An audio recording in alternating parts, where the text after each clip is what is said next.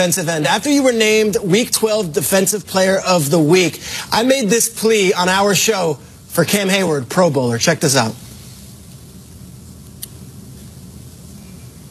Okay, that's great. We don't have that. Anyway, it was a great plea. They made a plea. They told us we're tossing the video, but we're not. So anyway, you've got the sack numbers now. You've got 12 of them, but you didn't make the Pro Bowl.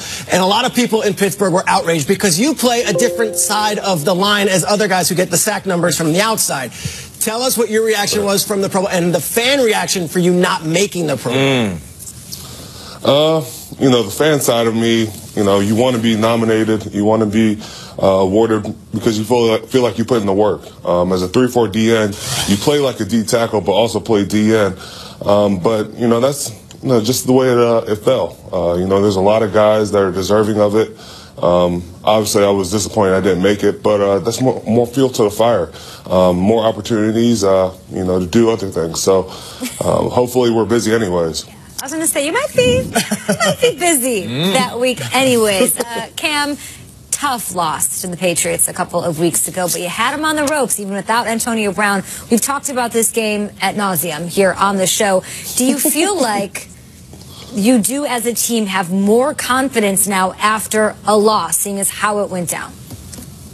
Yeah, you know, I think there was a lot of positives with that game. Obviously, AB was hurt.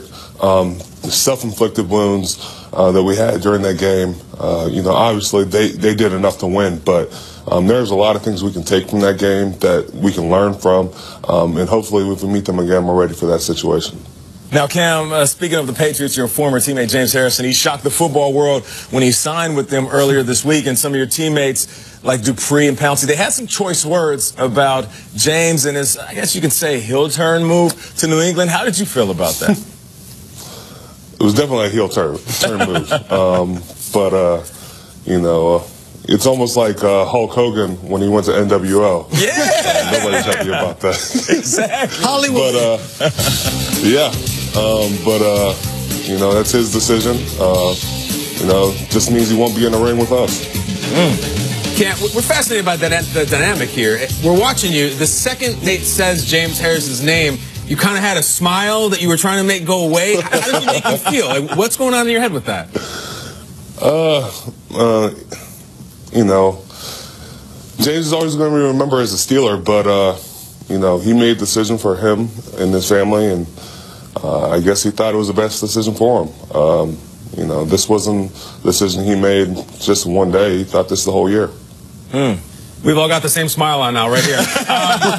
Listen, most important. Look, there it is. Look at that 50 grin. Happy New Year, Cam. Cam, listen, you are also the Steelers nominee for the Walter Payton Man of the Year Award for your work with your Heyward House Foundation. You've held events to support the Boys and Girls Club of Western Pennsylvania, the Southeastern Brain Tumor Foundation, countless other organizations. When you look back on 2017, Cam, what's this year been like off the field for you?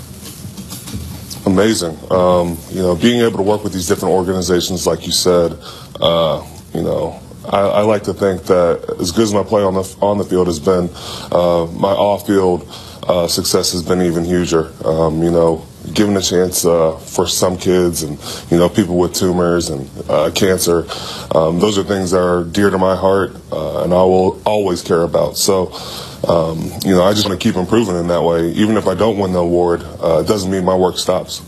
Cam, I know that there are no moles or leaks in the Steelers locker room, but I also heard that you got some interesting gifts for your teammates. They might involve some things that go on the feet. Can you share us what Santa brought to the Steelers teammates this week? Yeah.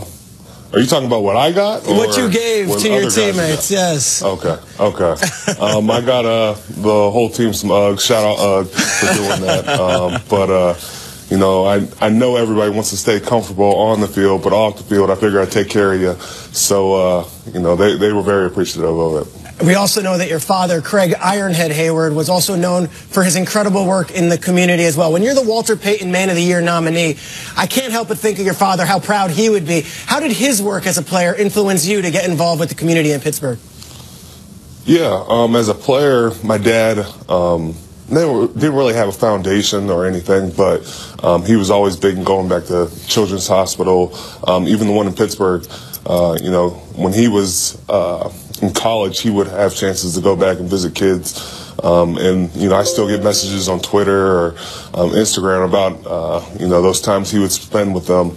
And then with the cancer side of it, you know, my dad obviously had a tumor, but, you know, I got to see people that were struggling, and, you know, I always wanted to give back. You know, my dad fought through that illness and kept, you know, staying strong. But, you know, that's always been something dear to my heart that I've always tried to give back in that way.